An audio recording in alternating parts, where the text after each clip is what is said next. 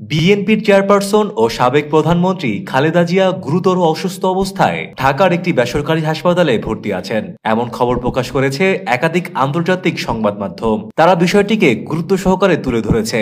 বেগম জিয়ার ব্যক্তিগত চিকিৎসক এবং বিএনপির স্থায়ী কমিটির সদস্য ডক্টর AZM জাহিদ হোসেনের বরাতে কাতার ভিত্তিক সংবাদ মাধ্যম আল জাজিরা জানিয়েছে, খালেদা জিয়াকে খুব সংকটাপন্ন অবস্থায় হাসপাতালে ভর্তি করা হয়েছে।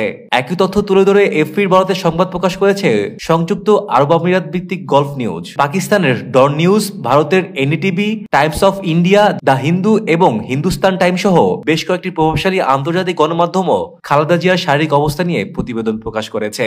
এদিকে আরব নিউজ বিএনপির মহাসচিব মির্জা ফখরুল ইসলাম আলমগীরকে উদ্ধৃত করে জানিয়েছে, খালেদা জিয়ার শারীরিক অবস্থা খুবই critical. Doctor AZM Zahid Hossain জানিয়েছেন, গত 3 দিন ধরে খালেদা জিয়ার শারীরিক অবস্থা একই পর্যায়ে রয়েছে। তিনি বর্তমানে ঢাকার এভারকেয়ার হাসপাতালে চিকিৎসা নিচ্ছেন এবং মেডিকেল বোর্ডের সিদ্ধান্ত অনুযায়ী প্রয়োজনে তাকে বিদেশে নেওয়া হতে পারে। খালেদা জিয়ার পরিবার ও রাজনৈতিক সহকর্মীরা দেশবাসীর কাছে তার দ্রুত সুস্থতার জন্য দোয়া কামনা করছেন।